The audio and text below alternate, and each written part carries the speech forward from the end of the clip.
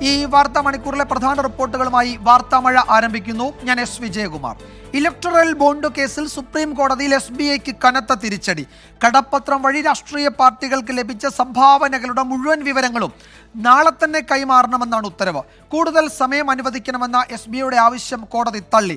കോടതിക്ക് നൽകിയ വിവരങ്ങൾ ഈ മാസം 15-ന് തെരഞ്ഞെടുപ്പ് കമ്മീഷൻ പരസ്യപ്പെടുത്തണം. ഉത്തരവ് പാലിച്ചില്ലെങ്കിൽ കോടതിയലക്ഷ്യ നടപടിയിലേക്ക് കടക്കുമെന്നും ഭരണഘടനാ ബെഞ്ചിന്റെ മുന്നറിയിപ്പുണ്ട്. ആർ രാധാകൃഷ്ണനാണ് വിശദാംശങ്ങളുമായി ഡൽഹിയിൽ നിന്ന് ചേരുന്നത്.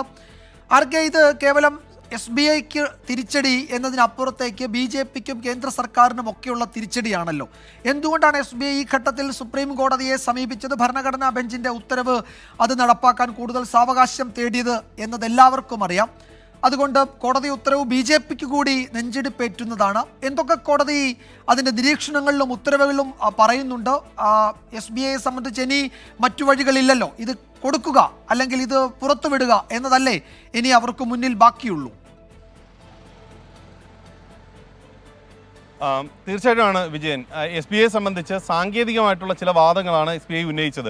SBI പറഞ്ഞത് വ്യത്യസ്തങ്ങളായിട്ടുള്ള ഇടങ്ങളിൽ ഈ വിവരങ്ങൾ സംഭരിക്കപ്പെട്ടിട്ടുണ്ട്. ഈ വിവരങ്ങൾ ഇല്ല എന്നുള്ളതല്ല, ഈ വിവരങ്ങൾ സുപ്രീം കോടതി പറഞ്ഞ ഫോർമാറ്റിൽ ഉത്തരവിൻ്റെ താല്പര്യത്തിന് അനുസരിച്ച് അത് തയ്യാറാക്കി നൽകണമെങ്കിൽ, ഏകോപിപ്പിച്ച് നൽകണമെങ്കിൽ അതിന് ജൂൺ 31 വരെയുള്ള സാവകാശം വേണ്ടിവരും. ഈ വിവരങ്ങളെല്ലാം സംഭരിച്ചത്, ആ ഘട്ടത്തിൽ സംഭരിച്ചത് അഥവാ ഇലക്ട്രൽ ബോണ്ട് കൈമാറ്റം ചെയ്തത് രഹസ്യ വിവരങ്ങളായി ഇവ സംഭരിക്കും എന്ന ഉറപ്പിൻ്റെ അടിസ്ഥാനത്തിലാണ്. ആ ഉറപ്പാണ് പിന്നീട് സുപ്രീം കോടതി ഉത്തരവിൻ്റെ അടിസ്ഥാനത്തിൽ ഇല്ലാതായി മാറുന്നത്. കോർ ബാങ്കിംഗ് സംവിധാനം ഉണ്ട് എന്ന് നിലവിൽ സമ്മതിക്കുന്ന ഘട്ടത്തിൽ പോലും ഇപ്പോഴത്തെ ഈ സാഹചര്യത്തിൽ ഈ അപേക്ഷകൾ ഏകോപിപ്പിച്ച് അതിൽ വിവരങ്ങൾ പ്രസിദ്ധീകരിക്കുക എന്നുള്ളത് റിവേഴ്സ് സിസ്റ്റത്തിലൂടെ മാത്രമേ സാധിക്കുകയുള്ളൂ. അത്തരത്തിലുള്ള ഒരു റിവേഴ്സ് സിസ്റ്റം SBIയെ സംബന്ധിച്ച് നിലവിലുള്ള കോർ ബാങ്കിംഗ് വ്യവസ്ഥയിൽ ഇല്ല. അത് പ്രാവർത്തികമാക്കുവാനും ഇത് ഏകോപിപ്പിക്കുവാനും വേണ്ടി വ്യത്യസ്ത സൈലോകളിൽ സംഭരിച്ചിരിക്കുന്ന വിവരങ്ങളാണ് എന്ന വസ്തുത പരിഗണിച്ചുകൊണ്ട് ജൂൺ 31 വരെ സാവകാശം നൽകിയേ മതിയാകൂ എന്ന നിലപാടാണ് സുപ്രീം കോടതിയിൽ SBI സ്വീകരിച്ചത്. അതിന് SBI പറഞ്ഞ ന്യായങ്ങളിൽ ഒന്ന്, തങ്ങൾ സുപ്രീം കോടതിയുടെ ഭരണഘടനാ ബെഞ്ചിന്റെ ഉത്തരവ് ഇതിനകം പാലിച്ചു കഴിഞ്ഞു. ഉത്തരവിൻ്റെ ഏറ്റവും അടിസ്ഥാനമായിട്ടുള്ള ഭാഗം അഥവാ കാതലായിട്ടുള്ള നിർദ്ദേശം ഇലക്ട്രൽ ബോണ്ട് സംവിധാനം ഉപേക്ഷിക്കുക എന്നുള്ളതായിരുന്നു. ഇതനുസരിച്ച് ഇലക്ട്രൽ ബോണ്ടുകൾ തങ്ങൾ ആർക്കും നൽകുന്ന രീതിയില്ല. ആ ഉത്തരവ് വന്നതിന് തൊട്ടു പിന്നാലെ തന്നെ അതുമായി ബന്ധപ്പെട്ടുള്ള നടപടികൾ പൂർത്തിയാക്കി കഴിഞ്ഞു. അതുകൊണ്ട് തന്നെ സുപ്രീം കോടതിയുടെ ഉത്തരവ് തങ്ങൾ ഫലത്തിൽ പാലിച്ചു എന്ന് വേണം ഇപ്പോൾ തന്നെ കരുതാനായി.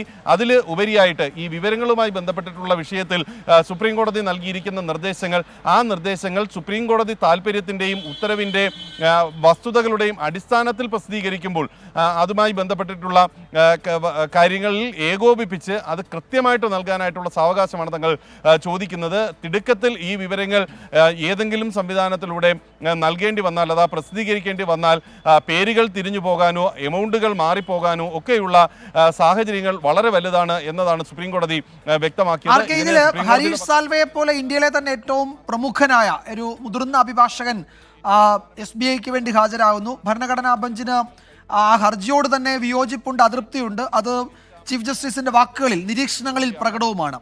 ഈ ഉത്തരവിന് ശേഷം എന്താണ് SBIയുടെ നീക്കം എന്നതിൽ എന്തെങ്കിലും സൂചനകളുണ്ടോ? നിയമപരമായി ഇനി മറ്റു വഴികളില്ല എന്ന് ഈ ഘട്ടത്തിൽ ഉറപ്പല്ലേ സ്റ്റേറ്റ് ബാങ്ക് ഓഫ് ഇന്ത്യക്ക് മുന്നിൽ? ബോണ്ടുകൾ വാങ്ങാനായിട്ടുള്ള സാഹചര്യം ഉണ്ടായിരുന്നത്. അതുകൊണ്ട് ഈ വിവരങ്ങൾ ലഭ്യമല്ല, അഥവാ ഇത് ഏകോപിപ്പിക്കാനായിട്ട് സമയം ഇനിയും മാസങ്ങളോളം വേണ്ടിവരും എന്ന് പറയുന്നത് അത് ഒരു തരത്തിലും അംഗീകരിക്കാൻ സാധിക്കില്ല എന്ന നിരീക്ഷണത്തിലേക്ക് സുപ്രീം കോടതി എത്തി. തങ്ങൾ ഉത്തരവ് പുറപ്പെടുവിച്ചതിന് ശേഷം 26 ദിവസത്തോളമായി. അതിനുശേഷം എന്തൊക്കെ നടപടികൾ ഈ വിഷയത്തിൽ SBI സ്വീകരിച്ചു എന്നതുൾപ്പെടെയുള്ള കാര്യങ്ങൾ വ്യക്തമാക്കണമെന്ന് സുപ്രീം കോടതി പറഞ്ഞു. അതിന് പക്ഷേ SBIയെ സംബന്ധിച്ച് സാധിച്ചില്ല. SBI പറഞ്ഞത് ആ ഘട്ടത്തിൽ ഒരു ഒഴുക്കൻ മട്ടിൽ ഒരു സത്യവാങ്മൂലം സമർപ്പിക്കാം എന്ന ഒരു വാദമാണ് SBIയുടെ ഭാഗത്ത് നിന്ന് ഉണ്ടായത്. ഇത് പക്ഷേ സുപ്രീം കോടതി അംഗീകരിച്ചില്ല. മറിച്ച് സുപ്രീം കോടതി പറഞ്ഞത് വസ്തുതകളെല്ലാം വളരെ കൃത്യമായിട്ട് ലഭ്യമാണ്. ഏകോപിപ്പിക്കാനായി ഇനി സുപ്രീം കോടതി ഈ SBI മെനക്കെടേണ്ട സാഹചര്യമില്ല. വസ്തുതകൾ അതത് ഹെഡുകളിൽ തന്നെ പ്രസിദ്ധീകരിക്കട്ടെ. നാളെ ഇതുമായി ബന്ധപ്പെട്ടിട്ടുള്ള വിവരങ്ങൾ അത് കൈമാറണം എന്ന് സുപ്രീം കോടതി വ്യക്തമാക്കി. ഇതനുസരിച്ച് ഇലക്ഷൻ കമ്മീഷൻ മാർച്ച് 15-ന് ഈ വസ്തുതകൾ, ഈ വിവരങ്ങളെല്ലാം പ്രസിദ്ധീകരിക്കണം എന്നും സുപ്രീം കോടതി ഇന്ന് ഉത്തരവിൽ പറഞ്ഞു. ഒപ്പം SBI നൽകിയ അപേക്ഷ അത് സുപ്രീം കോടതി തള്ളി. മറ്റ് കക്ഷികൾ, അതായത് ഈ ഭരണഘടനാ ബെഞ്ചിന്റെ ഉത്തരവിന് കാരണമായിട്ടുള്ള ഹർജി നൽകിയ വാദികൾ, അവർ നൽകിയ അപേക്ഷ അത് സുപ്രീം കോടതിയുടെ കസ്റ്റഡിയിൽ സൂക്ഷിച്ചുകൊണ്ടാണ്, കണ്ടംപ്റ്റാണ്, അത് കസ്റ്റഡിയിൽ സൂക്ഷിച്ചുകൊണ്ടാണ്. എന്തായാലും ഇക്കാര്യത്തിൽ എന്താണ് ഇനി SBIയുടെ നീക്കം എന്നത് പ്രധാനപ്പെട്ടതാണ്. നാളെ തന്നെ ആ വിവരങ്ങൾ കൈമാറണം എന്നതാണ് സുപ്രീം കോടതിയുടെ നിർദ്ദേശം. അതിൽ ഒരു തരത്തിലുള്ള ഇളവും സ്റ്റേറ്റ് ബാങ്കിന് നൽകുന്നില്ല എന്ന് കോടതി വ്യക്തമാക്കിയിട്ടുണ്ട്. ഹരീഷ് സാൽവയെ പോലെ ഒരു മുതിർന്ന വളരെ പ്രമുഖനായ അഭിഭാഷകനാണ് ഇന്ന് SBIക്ക് വേണ്ടി ഹാജരായത്. പക്ഷേ അദ്ദേഹത്തിൻ്റെ വാദങ്ങൾ കോടതി കണക്കിലെടുത്തില്ല. സാങ്കേതികത്വം എന്നത് ഈ ഘട്ടത്തിൽ ഉന്നയിക്കേണ്ടതില്ല, അത് പാലിച്ചില്ലെങ്കിൽ കോടതിയലക്ഷ്യ നടപടിയിലേക്ക് കടക്കുമെന്നൊരു മുന്നറിയിപ്പ് കൂടി സ്റ്റേറ്റ് ബാങ്കിന് ഭരണഘടനാ ബെഞ്ച് ഇന്ന് നൽകുകയും ചെയ്തു. ആർ രാധാകൃഷ്ണനാണ് വിവരങ്ങൾ നൽകിയത്. മറ്റൊരു പ്രധാന റിപ്പോർട്ടിലേക്ക് വാർത്താമഴ കടക്കുകയാണ്. തെരഞ്ഞെടുപ്പ് കമ്മീഷണർ നിയമനത്തിലെ കേന്ദ്ര സർക്കാരിന്റെ ഇടപെടൽ നിയന്ത്രിക്കണമെന്നാവശ്യപ്പെട്ട് കോൺഗ്രസ് സുപ്രീം കോടതിയിൽ. ഹർജി പ്രധാനമന്ത്രിയുടെ നേതൃത്വത്തിലുള്ള സമിതിയുടെ നിയമനം ചോദ്യം ചെയ്താണ്. തെരഞ്ഞെടുപ്പ് കമ്മീഷനിലെ ഒഴിവുകൾ നികത്താൻ തിരക്കിട്ട നീക്കവുമായി കേന്ദ്ര സർക്കാർ മുന്നോട്ട് തന്നെയാണ്. നിയമന സമിതിയുടെ യോഗം വെള്ളിയാഴ്ച ചേരുന്നുണ്ട്. അരുൺ ഗോയലിന്റെ രാജിക്ക് കാരണം മുഖ്യ തെരഞ്ഞെടുപ്പ് കമ്മീഷണറുമായുള്ള തർക്കമാണ് എന്ന വിവരം കൂടി ഇപ്പോൾ വരുന്നുണ്ട്. ആർ അച്യുതൻ വിവരങ്ങൾ നൽകും ഡൽഹിയിൽ നിന്ന്. അച്യുതൻ, എന്തൊക്കെയാണ് വിശദാംശങ്ങൾ? ഹർജി സുപ്രീം കോടതി എപ്പോഴായിരിക്കും പരിഗണിക്കുക? ഈ നിയമന സമിതിയുടെ യോഗം അത് വെള്ളിയാഴ്ച ചേരാനുള്ള തീരുമാനം അതിൽ ഉറച്ചു നിൽക്കുകയല്ലേ കേന്ദ്ര സർക്കാർ? അതിൽ നിന്ന് പിന്നോട്ട് പോകാൻ കഴിയില്ലല്ലോ. തെരഞ്ഞെടുപ്പ് പ്രഖ്യാപനം ഈ ആഴ്ച അവസാനം ഉണ്ടാകുമെന്നാണ് പൊതുവെ കേൾക്കുന്നത്. 14 15 2 തീയതികൾ വരുന്നു. ആ ദിവസം വാർത്താ സമ്മേളനം എന്നതാണ് കേൾക്കുന്നത്. മറ്റു വിവരങ്ങൾ എന്തൊക്കെയാണ്?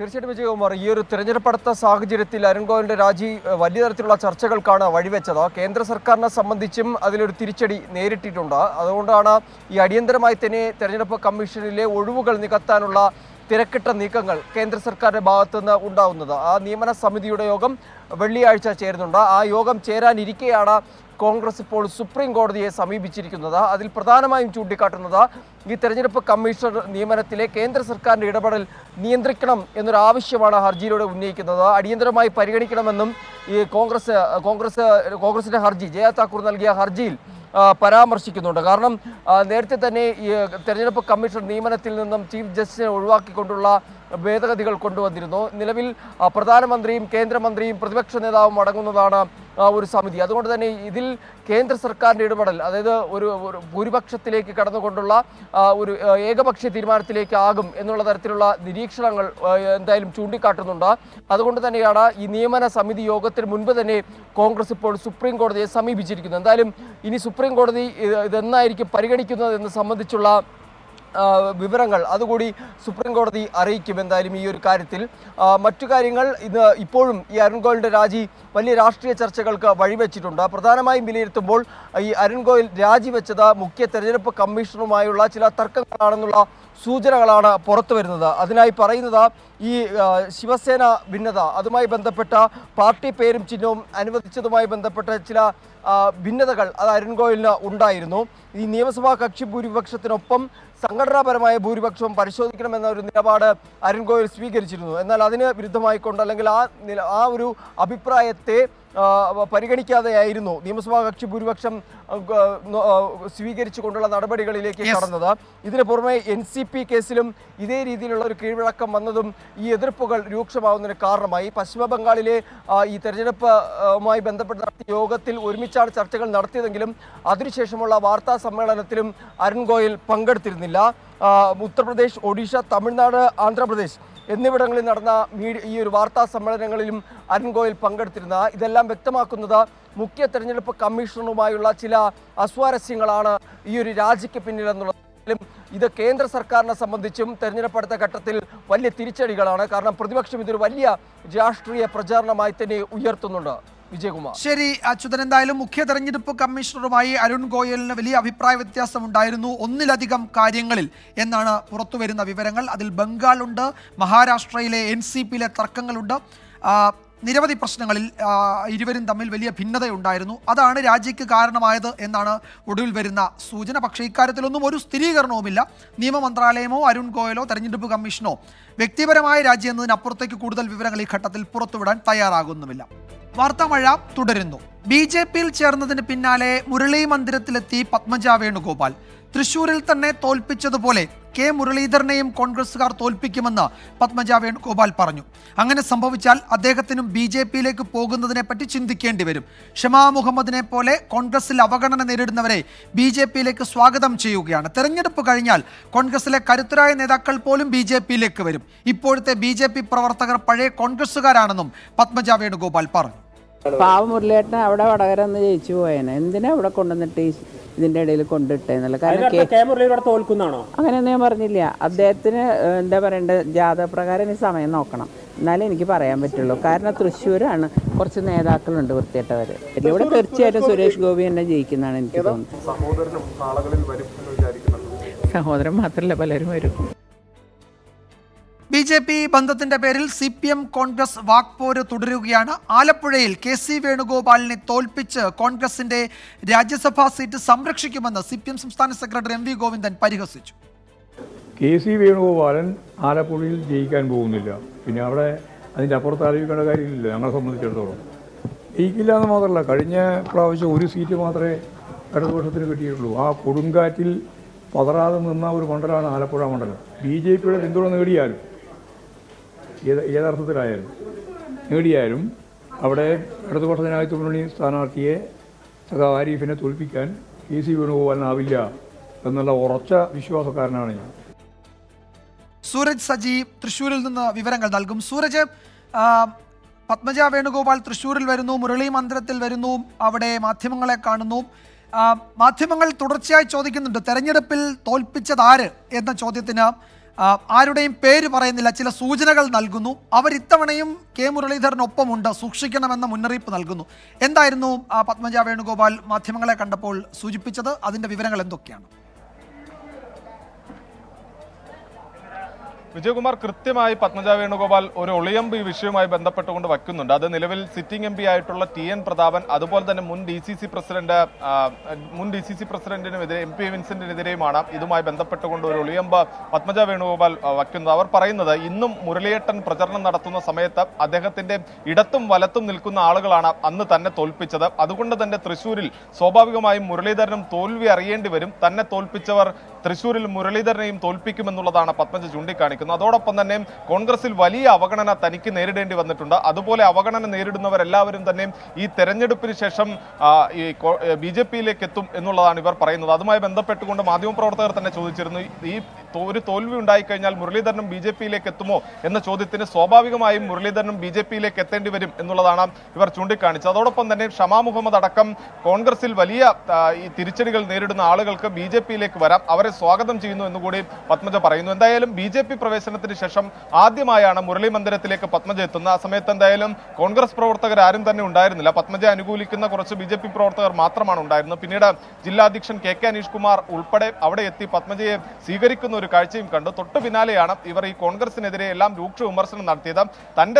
താൻ തെരഞ്ഞെടുപ്പിൽ മത്സരിക്കുന്ന സമയത്ത് തന്നെ തോൽപ്പിക്കാൻ വേണ്ടി ബോധപൂർവമായി നേതാക്കൾ ഇടപെട്ടു. 28 ലക്ഷം രൂപ അന്ന് പ്രിയങ്ക ഗാന്ധി തൃശ്ശൂരിലെത്തുന്ന സമയത്ത് അവരോടൊപ്പം വാഹനത്തിൽ കയറുന്നതിന് വേണ്ടി മാത്രം അന്നത്തെ DCC പ്രസിഡന്റായിരുന്ന MP വിൻസെന്റ് തന്നോട് വാങ്ങി എന്ന ഗുരുതരം ആരോപണവും ഇന്ന് അവർ മുന്നോട്ട് വെച്ചിട്ടുണ്ട്. ഇതിന് MP വിൻസെന്റ് മറുപടി നൽകിയിട്ടുണ്ട്. അത്തരത്തിൽ താൻ പണം വാങ്ങിയിട്ടില്ല എന്നുള്ളതാണ് MP വിൻസെന്റ് പറയുന്നത്. എന്തുകൊണ്ട് അന്ന് ഇവർ കോൺഗ്രസ് പാർട്ടിയിൽ ഉണ്ടായിരുന്ന സമയത്ത് ഇത് സംബന്ധിച്ച ഒരു ആരോപണവും ഉയർത്തിക്കൊണ്ടുവന്നില്ല? ഇന്ന് BJPയിൽ പോയപ്പോൾ മാത്രം ഇത് ഉയർത്തിക്കാട്ടുന്നതിന് പിന്നിൽ വേറെ സ്ഥാപിത താല്പര്യങ്ങളുണ്ട് എന്നുകൂടി പറയുന്നു. എന്തായാലും പത്മജയുടെ വരവോടുകൂടി തൃശ്ശൂർ പ്രതാപനാണോ തോൽപ്പിച്ചതെന്ന ചോദ്യത്തിന് അല്ല എന്നൊരു മറുപടി പത്മജ വേണുഗോപാൽ പറഞ്ഞിട്ടില്ല, അല്ലേ? TN പ്രതാപനാണോ തോൽപ്പിച്ചത് എന്ന ചോദ്യത്തിന് അത് നിങ്ങൾക്കറിയാമല്ലോ എന്നുള്ളതായിരുന്നു പറഞ്ഞത്. അതിൽ കൃത്യമായി മുരളീധരന്റെ ഇടത്തും വലത്തും നിന്ന രണ്ടുപേർ, അത് ഒരാൾ കൂടി ആ സമയത്തുണ്ടായിരുന്നു. DCC പ്രസിഡന്റ് ജോസ് വള്ളൂർ ഉണ്ടായിരുന്നു. ആ സമയത്ത് ചോദിച്ചു, DCC പ്രസിഡന്റ് ജോസ് വള്ളൂർ ആണോ എന്ന് ചോദിച്ചപ്പോൾ അദ്ദേഹമല്ല, ബാക്കി രണ്ടുപേർ എന്നവർ പറയുന്നുണ്ട്. ബാക്കി രണ്ടുപേർ, ഒരാൾ TN പ്രതാപനാണ്, അതുപോലെ തന്നെ മുൻ DCC പ്രസിഡന്റ് MP വിൻസെന്റ് ആണ്. കൃത്യമായി ഇവരുടെ പേരുകൾ പറയുന്നുണ്ട്. ഇവരാണ് തന്നെ തോൽപ്പിച്ചത്, പേരുകൾ പറയാതെ പറഞ്ഞ് ഇവരാണ് തന്നെ തോൽപ്പിച്ചത് എന്ന് പത്മജ പറയുന്നുണ്ട്. എന്തായാലും എന്തായാലും ഈ വിഷയവുമായി ബന്ധപ്പെട്ടുകൊണ്ട് അല്പസമയത്തിനകം തന്നെ TN പ്രതാപന്റെ പ്രതികരണവും വരും എന്നുള്ളതാണ് കരുതുന്നത്. എന്തായാലും തന്നെ തോൽപ്പിച്ചവർ തൃശ്ശൂരിൽ V മുരളീധരനെയും തോൽപ്പിക്കുമെന്ന് പത്മജ പറയുന്നു. വടകരയിലായിരുന്നുവെങ്കിൽ സുഖമായി ജയിച്ചു പോയേനെ. വടകരയിൽ ജയിക്കാൻ കഴിയുന്ന മുരളീധരനെയാണ് തൃശ്ശൂരിൽ കൊണ്ടുവന്ന് ഇപ്പോൾ കോൺഗ്രസ് തോൽപ്പിക്കാൻ ശ്രമിക്കുന്നത് എന്ന ആരോപണമാണ് പത്മജ മുന്നോട്ട് വയ്ക്കുന്നത്.